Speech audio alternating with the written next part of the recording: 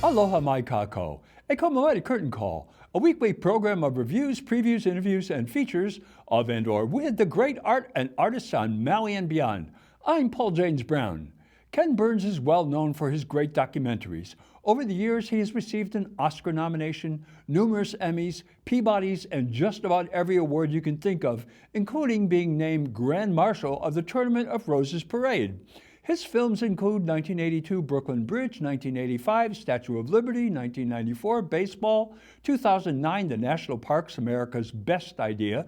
The Civil War received more than 40 major film and television awards, including 2 Emmy Awards, 2 Grammy Awards, one for Best Traditional Folk Album, the Producer of the Year Award from the Producers Guild of America, a People's Choice Award, a Peabody Award, a DuPont Columbia Award, a D.W. Griffith Award, and a $50,000 Lincoln Prize. 2012, Central Park was another film, 2017, The Vietnam War, 2022, America and the Holocaust, among many others. His latest film, The American Buffalo, is his best to date and will win every major award in television there is. I say this because this film is not just the story of the near extinction of the buffalo, but it is our story, we white people, who came to this country that was inhabited by millions of indigenous people in Buffalo.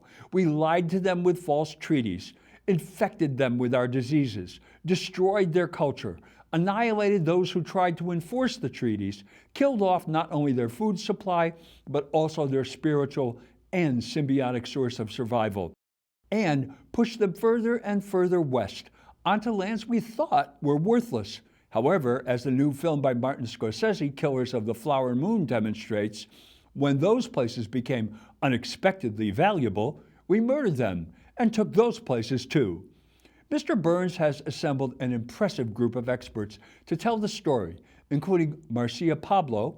Pendarel Ko'otanai is the Tribal Coordinator Program Analyst for the Bureau of Land Management in Billings, Montana. She grew up on the Confederated Salish and Ko'otanai Reservation, where her great-grandfather, Michelle Pablo, raised what at that time was the world's largest bison herd. Rosalind Lapierre, an enrolled member of the Blackfeet of Montana and Metis, is an environmental historian and ethnobotanist. She is the author of Invisible Reality, Storytellers, Story Takers, and the Supernatural World of the Blackfeet, and is a professor at the University of Illinois Urbana-Champaign. And Scott Momaday is a Kiowa novelist, essayist, and poet. His novel, Housemaid of Dawn, was awarded the 1969 Pulitzer Prize.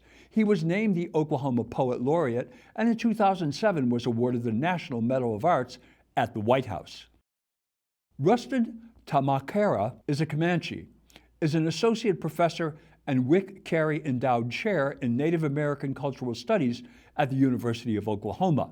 He has written extensively about the Native American portrayals in the media and is working on a digital exhibit, Cinematic Comanches, which includes the role his great-great-great-grandfather, Quanah Parker, played in the 1908 silent film, The Bank Robbery, and 13 other interviewees. If you want more information about them, go to pbs.org and The American Buffalo.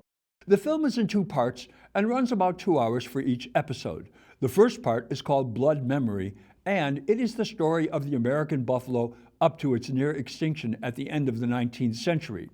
The second part is called Into the Storm, and it is about an unlikely amalgamation of indigenous people, ranchers, and conservationists who saved the buffalo from extinction. In the first part, the viewer learns the buffalo were virtually everywhere in this country. There were more buffalo than could be counted, according to Lewis and Clark. They occupied the entire of the interior of our country, from southern New York State to western Oregon and Washington, and from northern Mexico to northern Canada. The estimate was between 30 to 60 million. They were not only a food source for the indigenous people, but suppliers of their shelters, clothing, and spirituality. They had 27 different words for buffalo. As more and more Europeans arrived by 1878, there were 40 Europeans for every 1 indigenous person. Their agrarian lifestyle and the hunter-gatherer nomadic lifestyle of indigenous people were in mortal conflict with each other. By the Civil War, there were no buffalo east of the Mississippi River. Then, in the 1870s, thousands of buffalo hunters descended onto indigenous peoples' lands illegally to kill buffalo for their hides. They left the corpses to rot, and they killed 4 buffalo for every 1 hide they were able to secure. We learned even though these hunters were violating treaty rights, the U.S. government did nothing to stop these violations because it played into their desire to extinguish the so-called, quote, wild Indian, quote, and civilize them into farmers like the Europeans. In fact, when Congress passed a bill to protect the remaining buffalo, President Grant allowed it to die by not signing it.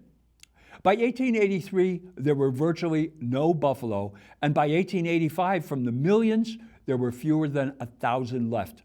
One of the revelations of this film is what it did for me concerning the so-called massacre of General Custer and his men at Little Bighorn. See if it does the same for you.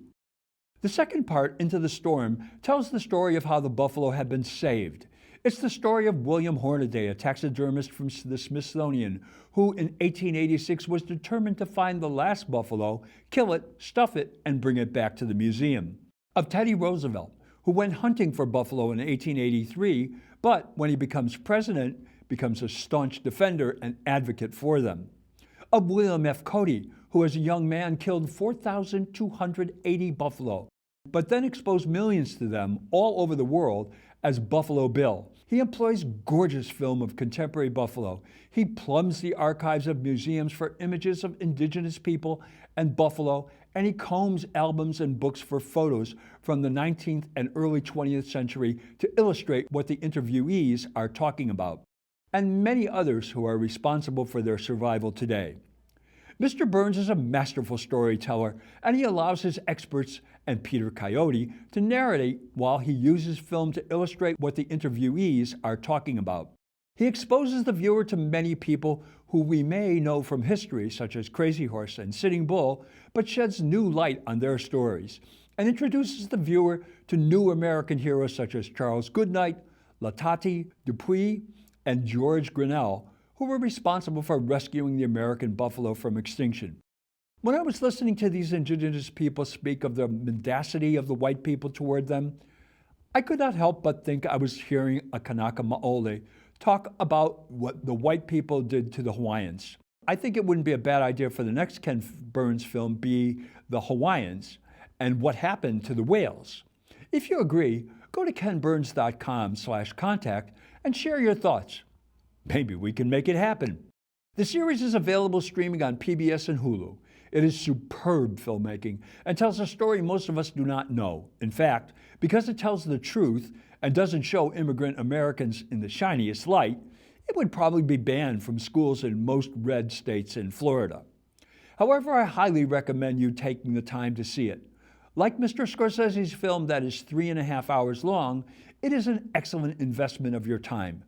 Don't miss it. Well, that's Curtain Call for this week. Mahalo for joining me. I'm Paul James Brown, Maui Strong. Ahui ho.